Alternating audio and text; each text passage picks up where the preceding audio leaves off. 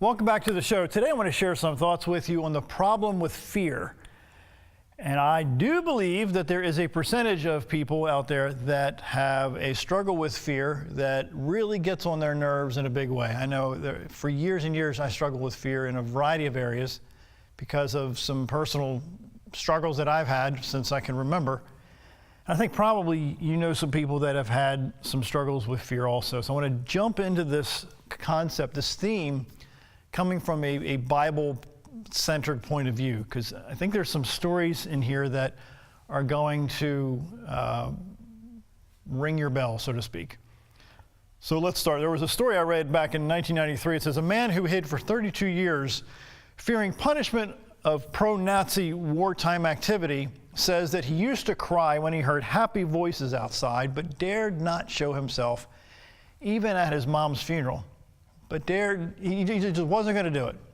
So this guy was a young shoemaker when he went into hiding in his sister's farmhouse in June 1945.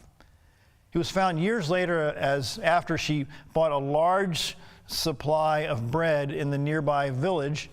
If I had not been discovered, I would have remained in hiding. So I'm happy that this happened. This guy told a reporter, throughout those years, he did nothing. He never left the house and could only look down at the village in the valley because he didn't hear that the war was over.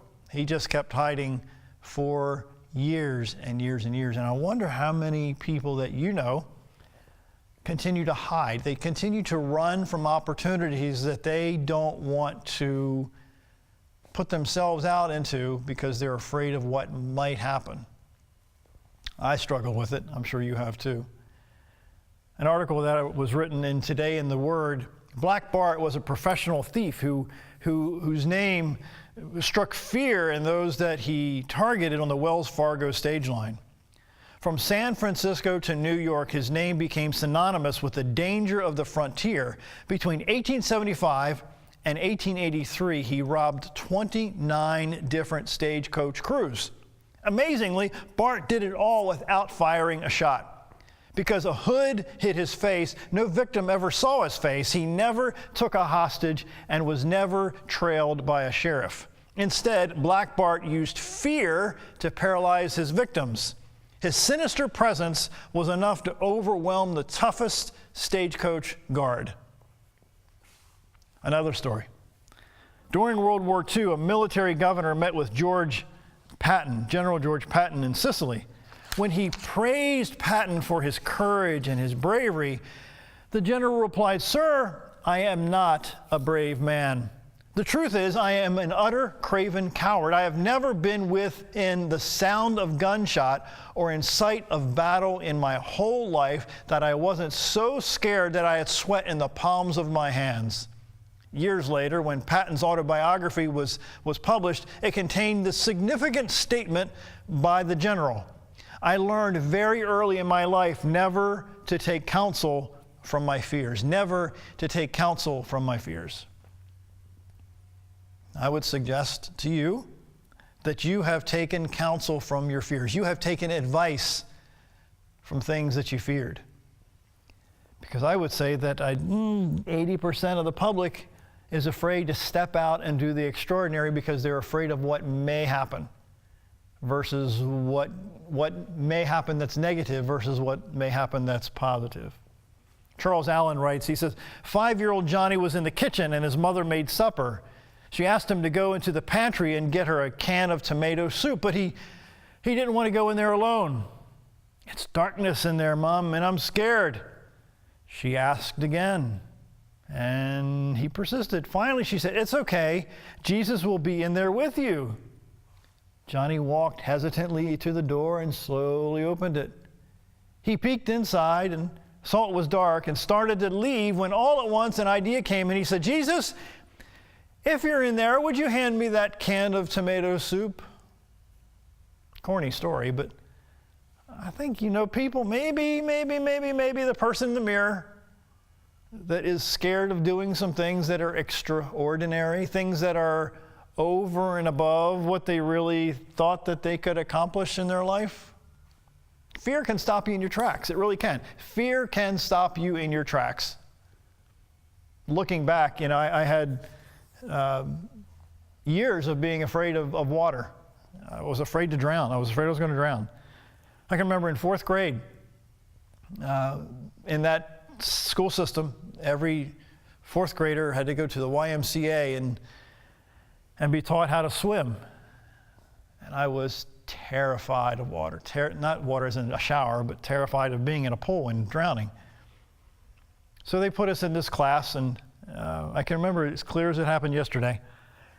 My whole class, among other classes from other schools, came in that day, and I can't remember how many weeks that we went, once a week, I think. So we went to these classes and had all these, really smart kids and brave kids jumping in the deep water, and there's no way I'm jumping into deep water. So one day the swimming instructor decided that he was going to help me, in quotes, overcome my fear of drowning.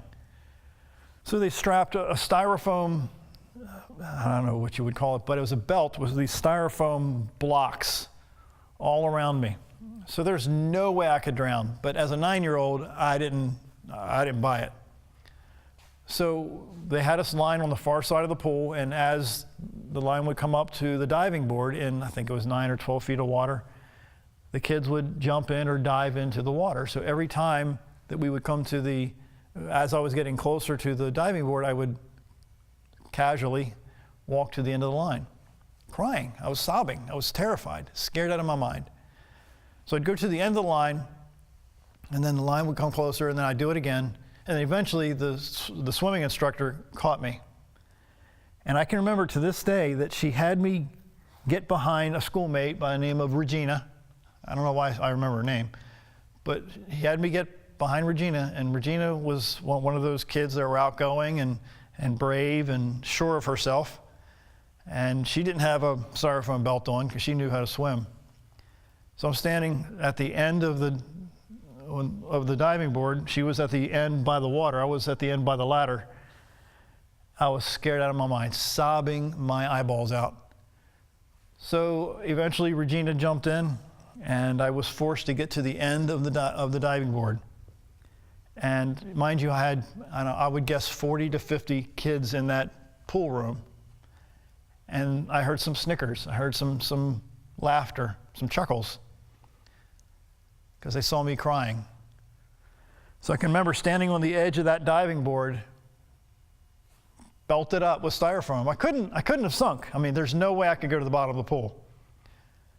So I jumped in, and it was amazing what happened. I bounced to the top of the water. I probably went down 2 or 3 feet of water, and terrified the whole time, crying my eyes out. But due to the styrofoam belt I had on, I, of course, bounced right to the top and came over to the edge of the pool. It wasn't until sometime later, I can't even remember when or how old I was at the time, but my dad, who is a very outgoing individual, very type A, very his way or the highway, taught me one day. I can't even remember where it was. I don't know why I can't remember it, but he decided that this day he was going to teach me how to swim. But instead of having me in the 9 or 12 foot of water, he had me in the 3 foot of water. So I knew that all I had to do was stand up. And within a reasonable amount of time, again, I don't remember all the details of it, but within a reasonable amount of time, he taught me how to swim. And today I've been swimming for decades because somebody took the time to help me overcome my fear. So I'm hoping in some small way, the shows that I do help you overcome some of the struggles that you're going through in your life when you realize that you're not the only one who's gone through some of these struggles. Again, fear can stop you in your tracks. I can remember back in 1988, in the summer of 1988, my Uncle Harry Rainier, who was an insurance agent back at the time, at that time he was, I think, in the business 30 or 32 years. He came to talk to my new wife and I. My new wife as in we just got married some 3 or 4 months earlier. I was 21, and he knew that I worked in retail, which at that time I was only making about $7, $7.30 or $50 an hour. And I was unhappy, had a new wife, wanted to be somewhat established. And he says, why don't you think about getting into sales, into, in this case, the insurance business? I'm like, Uncle Harry, and at that time I stuttered really bad. I still stutter now, but nothing like it used to be. So he says, why don't you consider getting into the insurance business? I said, Uncle Harry, I can't even talk right. How can I possibly get into sales of any kind? I was in retail sales, selling cameras and film and stuff like that, but I knew photography because I had studied it in school. So I knew that pretty well. Plus, people would come into the store to buy the cameras and buy the film and et cetera.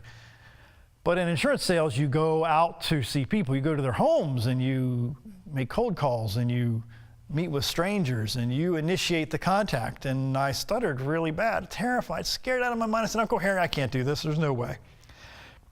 He said, well, why don't you call this guy named Joe Ciampa over in the other part of town and ask him for an interview?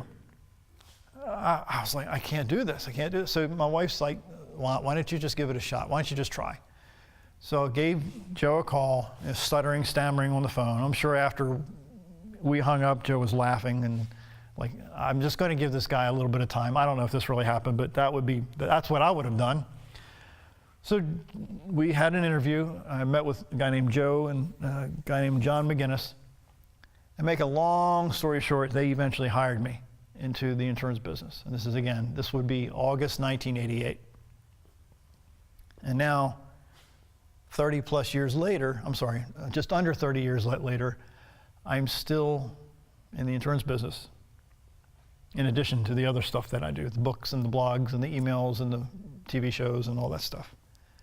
The point being is, when you choose to face your fears, that sometimes some really good happens when you face your fears. Because right on the other side of fear, many times, not always, but more than half the time, many times just on the other side of fear is freedom. Again, on the other side of fear sometimes is freedom. And when you're afraid to face the fear, then you cannot experience the freedom. It's like that game show that was on years ago. What was it called? Let's Make a Deal. And they had door 1, 2, and 3. And that's a lot about life. There's door 1, there's door 2, and there's door 3. And we don't know what's behind door 1, 2, or 3. One could be a new car, one could be a new house, one could be a lion that's going to eat you up. But you don't know what's behind door 1, 2, or 3. And the majority of people, this is just from my experience, the majority of people don't pick any doors. They leave with nothing in hand because they're afraid of opening a door. I'm asking you today to be not so afraid of stepping out and doing the extraordinary, because the extraordinary is really just one decision away. It's just overcoming or attempting to overcome one fear, which leads to freedom in a way that I don't think that you can even imagine. There's a guy in the Bible named Moses. You may have heard of him. Moses was he was adopted by an Egyptian. In fact, he was the Pharaoh's daughter that adopted Moses. I don't know if you knew that or not. And Moses grew up in a very well-to-do, as you can imagine, family and household. Well, there came a time when Moses realized that the slaves of that time were people of his heritage, people that were of his blood, even though he was adopted. He had that, he understood very clearly that these people were him, that it was his people out there.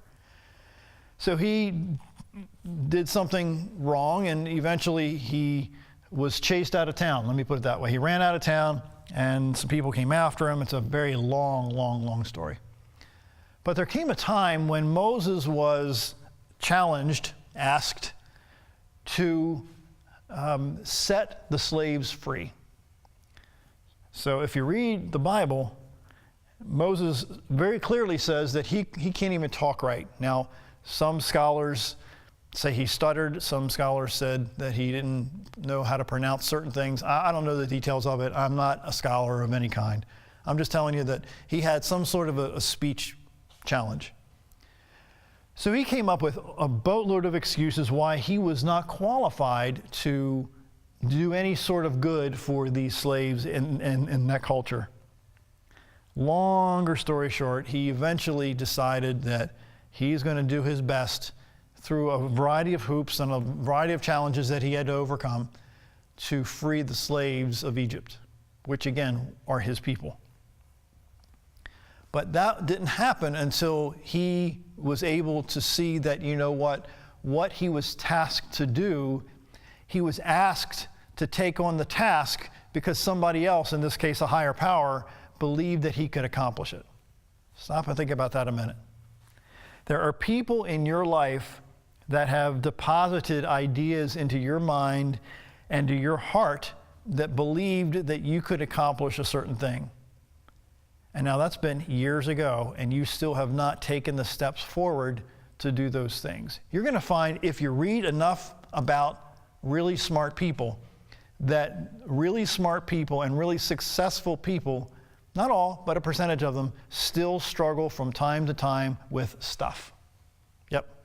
Even the richest of the rich, even the most famous of the famous, still have, I'll call them these little demons that sit on their shoulder and tell them that you're not good enough. You can't do this. There's no way you can do this. But they choose to surround themselves with people and develop habits to look fear in the face, listen, and keep moving forward anyway. Again, they face fear, they look fear in the face, and they keep moving forward anyway.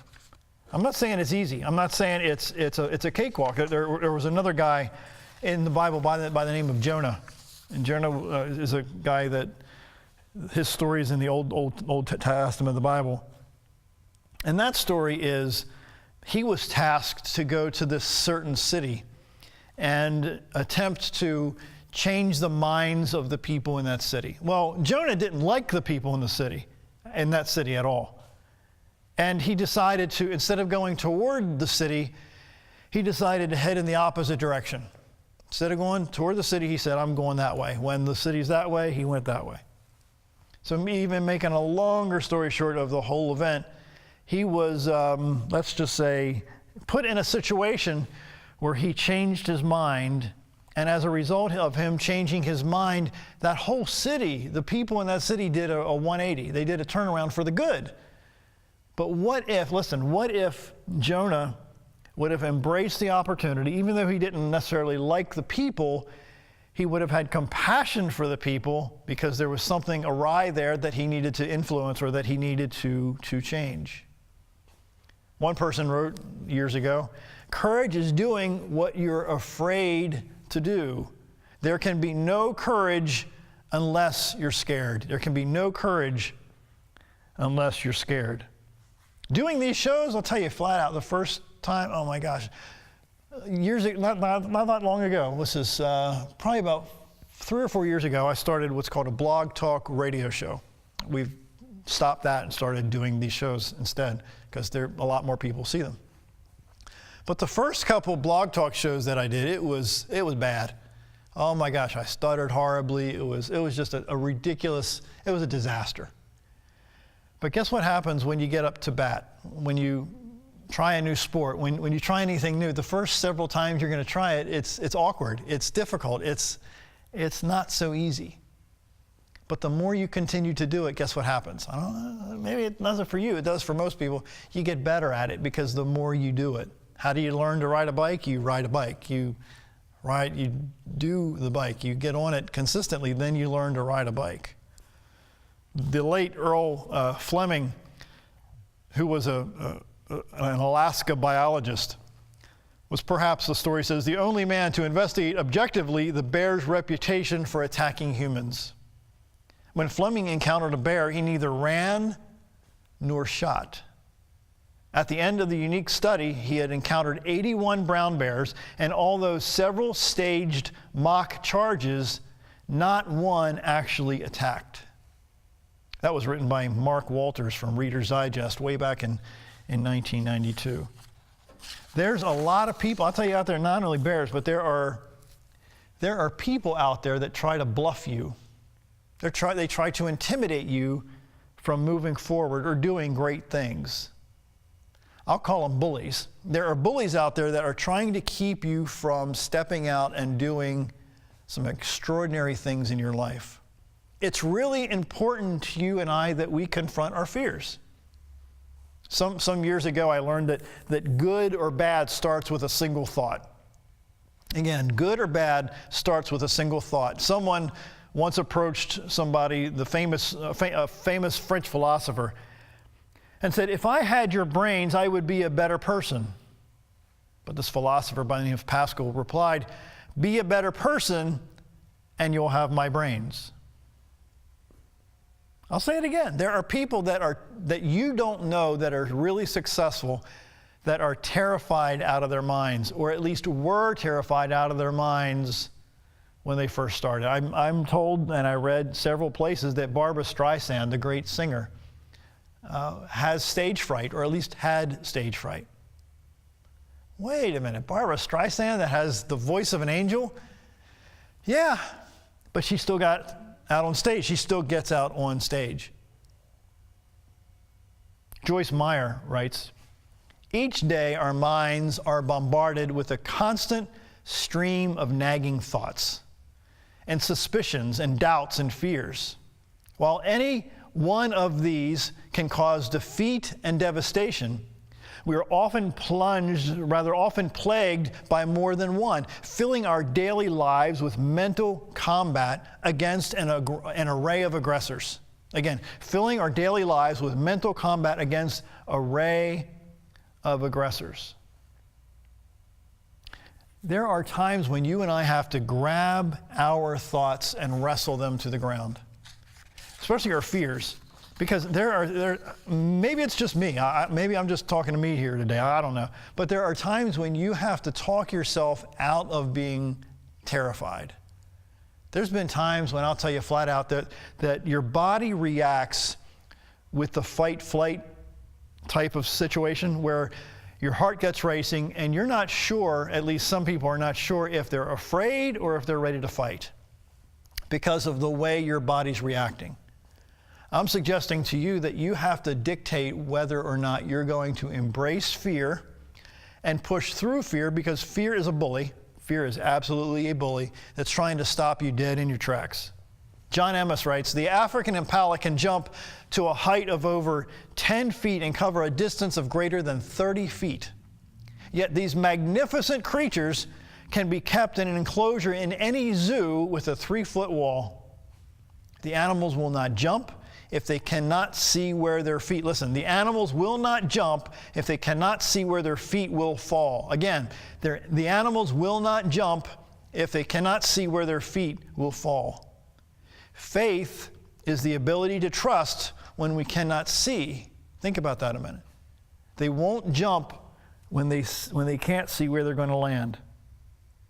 I wonder if you and I are no different than the African impala, that we're not going to jump until we see where we're going to land. And sometimes you just can't see where you're going to land. You just know that you need to jump. Steve Harvey talks about that. If you Google him, Google Steve Harvey jump speech.